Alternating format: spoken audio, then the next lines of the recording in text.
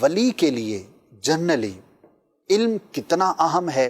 کیا ولی جو ہے وہ بغیر علم کے بھی ہو سکتا ہے؟ ایک ہے علم ہونا اور ایک ہے کوئی علمی مقام ہونا. ٹھیک ہے. علمی مقام ایک ڈیفرنٹ چیز ہو جاتی ہے، اس میں ایک امتیازی خصوصیت یا ایک نمایاں ہونے کا معنی پایا جاتا ہے، صحیح. وہ ایک اور چیز ہے. لیکن فی نفس ہی علم ہونا جی یہ تو ولی کے لیے ضروری ہے. بزرگوں نے فرمایا متخذ اللہ جاہلا ولیا، اچھا. اللہ تعالیٰ نے کبھی کسی جاہل کو ولی نہیں بنایا. اللہ اکبر. تو لہذا جاہل کبھی ولی نہیں بنتا، حتیٰ کہ اگر کسی جاہل کو ولی بنانا ہو کہ جیسے اس نے کسی ولی کی ایسی خدمت کی یا کسی سے ایسی دعا لے لی جی کہ اس کے جو ہے وہ مہربانی سے اور اس کی نگاہ اور تصرف سے کسی کو ولایت مل گئی، تو اس کو پہلے علم دیا جاتا ہے پھر ولایت دی جاتی ہے. اللہ اکبر. ایسا نہیں ہوگا کہ حالت جہل میں رکھتے ہوئے اس کو ولی بنا دیا. صحیح. جو نہیں ہو سکتا. سنتے ہیں توبہ کی اور ولایت مل گئی، یہ جو اس طرح کے واقعات اس میں اس کو پہلے علم دیا جاتا ہے، علم کے بعد اس کو ولایت دی جاتی. سبحان اللہ. بغیر علم کے ولایت نہیں ہو سکتی. صحیح. سرکار حضور داتا گنج بخش علی حجویری رحمۃ اللہ علیہ نے ایک جگہ فرمایا ہے، یہ کشف المحجوب کے بالکل شروع کے اندر ہی ہے، فرمایا کہ بغیر علم کے جو صوفی بننے کی کوشش کرے گا وہ صوفی نہیں بنے گا، زندیق بنے گا. اللہ اکبر. وہ صدیق نہیں بنے گا، زندیق بنے گا. صحیح. تو یہ ہے بغیر علم کے. اسی لیے آپ اولیاء کرام کو دیکھیں نا، جی تو ان کا جو علم دین حاصل کرنا ہے اور علم ظاہر حاصل کرنا ہے، آپ کو ملے گا نہیں ایسا کوئی بھی جی کہ جس نے علم ظاہر حاصل نہ کیا. آپ بڑے بڑے معروف اولیاء کرام کا لے لیں، بے شک. سرکار غوث پاک رضی اللہ تعالیٰ عنہ کے واقعات ہی لے لیں. بے شک. آپ برسوں برس آپ نے علم حاصل کیا اور پھر پوری زندگی پڑھایا. بے شک. ٹھیک ہے. شیخ شہاب الدین سہروردی رحمۃ اللہ علیہ کا بھی آپ نے سن لیا. جی بے شک. انہوں نے علم الکلام پڑھا تھا، پھر سرکار غوث پاک سے فیض لیا، پھر علم پڑھا. آپ ان کی کتابیں دیکھ لیں، کتاب ہی بتاتی ہے کہ کتنی آیتیں، کتنی حدیثیں اور کتنی علم کی باتیں لکھی ہیں اس کے. ٹھیک ہے. اچھا، آپ خواجہ معین الدین چشتی اجمیری رحمۃ اللہ علیہ کا آپ حالات پڑھ لیں ان کے. علم کے اندر انہوں نے کم از کم 10 سال سے زیادہ کا عرصہ گزارا. اللہ اکبر. اس کے بعد وہ اس طرف آئے. اچھا، اسی طرح جو ہے آپ کیا نام ہے ان کا، نقش بندیوں میں لے لیں. اب مجدد ثانی رحمۃ اللہ علیہ نقش بندیوں کی جو بہت معروف ہستی ہیں، پھر کے قریب کی ہستی میں عرض کر رہا ہوں. جی. تو آپ ان کو دیکھ رہے ذرا ان کا علمی مقام کیا ہے. مکتوبات پڑھ کے میں آپ کو یقین کروں، میں عرض کروں کہ مکتوبات کو اچھا خاصا جو عالم ہے نا، جی، وہ اگر سمجھ بھی جائے نا تو وہ یہ سمجھے کہ اس کی فضیلت ہے. اللہ، اس کو سمجھ آ گئی ہے، اتنا کچھ لکھ دیا ہے. اتنا علم ہے اور اتنا باریک علم ہے، اور اس کا اکثر تعلق علم ظاہر کے ساتھ ہے. ایسے وہ بیان کرتے.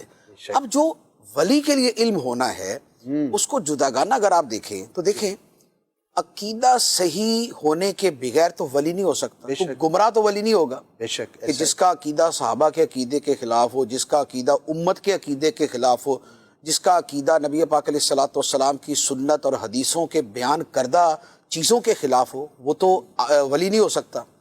اچھا، جب گمراہ آدمی ولی نہیں ہو سکتا تو گمراہ آدمی ہوتا ہے جہالت کی وجہ سے. ایسا ہی. صحیح عقیدہ کہاں سے پتہ چلے گا؟ صحیح عقیدے کا پتہ چلنے کا نام علم ہی تو ہے. بے شک. صحیح عقیدے کا پتہ چلتا ہے یا قرآن سے یا حدیث سے یا جو آئمہ دین ہے انہوں نے جو بیان کیا. تو لہٰذا عقیدہ جو ولی کے لیے سب سے پہلی چیز ہے، سب سے پہلی چیز ہے، وہ بغیر علم کے آتی نہیں. نمبر 1. نمبر 2، ایسا ولی تو نہیں ہوگا سوائے مجذوبوں کے. ایسا ولی نہیں ہوگا کہ جو نماز نہ پڑھے اور ولی بن جائے، بے شک، روزے نہ رکھے اور ولی بن جائے، حلال و حرام کی پرواہ نہ کرے اور ولی بن جائے. تو اب جس نے نماز پڑھنی ہے تو اس کو نماز کا طریقہ اور اس کے فرائض و واجبات اور سنن و مستحبات سیکھنے پڑیں گے. ایسا ہی. جو ولی ہوتا ہے وہ تو مستحبات کے ادا کرنے کے اندر علماء ظاہر سے 100 گنا آگے ہوتا ہے. ایسا ہی. تو آخر وہ سیکھے گا تو اس کے مطابق نماز پڑھے گا نا، بغیر علم کے کیسے؟ اچھا، پھر اسی طرح کوئی شخص یہ رمضان کے مسائل ہو گئے، حلال و حرام کے ہو گئے.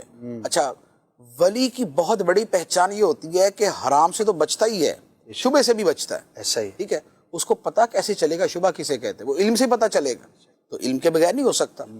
اچھا، پھر اس کے ساتھ ولی کا جو بہت زیادہ ہم تعلق دیکھتے ہیں نا، وہ قلب اور باطن کے ساتھ ہوتا ہے. جی. ٹھیک ہے. قلب اور باطن کے ساتھ کیا مراد ہے کہ قلب اور باطن سے جو رذائل ہیں، جو بری خصلتیں ہیں، تکبر، حسد، کینہ، حب دنیا اور اس طرح کی جو چیزیں ہیں یہ نکل جائیں. اس کی جگہ صبر، شکر، توکل، قناعت، الحب للہ والبغض فی اللہ اور محبت الہی اور رجوع الی الآخرت اور لقاء الہی کا شوق، یہ چیزیں آ جائیں جی یہ والی، تو یہ کیا اس کو خواب کے اندر آ جائیں گی، یہ علم سے آئیں گی. بے شک. تکبر کا پتہ ہوگا کہ یہ تعریف تکبر کی ہے، یہ علامات تکبر کی ہیں، حسد یہ ہے، حسد کی علامات یہ ہیں، بغض یہ ہے، بغض کی علامات یہ ہیں، صبر اسے کہتے ہیں ایسے حاصل کیا جاتا ہے، شکر اسے کہتے ہیں طریقہ یہ ہے، رضا الہی پہ راضی رہنا اسے کہتے ہیں اس کا طریقہ یہ ہے. یہ ساری کی ساری چیزوں کا تعلق علم کے ساتھ علم ہے. کے ساتھ. تو لہذا وہ جو علم قلب ہے وہ ولی کو آئے گا تو اس کا راستہ آگے بڑھے گا، ورنہ یہ تو اس کی علم قلب جو ہے یہ تو سب سے بنیادی سیڑھی ہوتی ہے، اس کے بغیر تو ولی آگے بڑھ ہی نہیں سکتا. تو لہذا یہ علم آنا بھی ضروری ہے.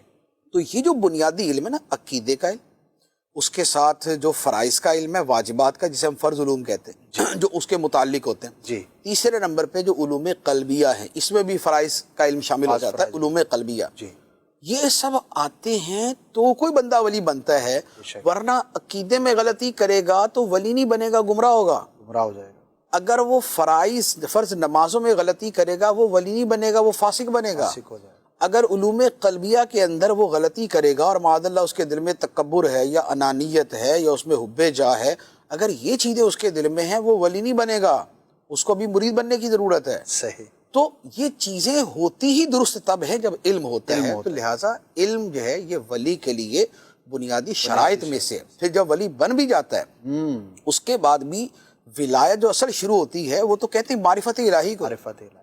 ولایت نہ معرفت الہی کا ہے. معرفت اور علم ایک ہی چیز ہے، اس کے درجات ہیں. اس کے معرفت کا ایک وہ درجہ ہے جو جیسے مثال کے طور پہ ہم جیسوں کو حاصل ہے کہ ہمیں قرآن حدیث پڑھ کے یہ پتہ ہے کہ اللہ تعالیٰ کے بارے میں کیا عقیدے رکھنے ہیں، نبیوں کے بارے میں کیا عقیدے رکھنے، یہ معرفت ہے. یہ جی. لیکن ایک اس معرفت کی اگلی سٹیج ہے، ایک اس کی ایڈوانس سٹیج ہے، ایک اس کی بہت ہی اوپر کی سٹیج ہے.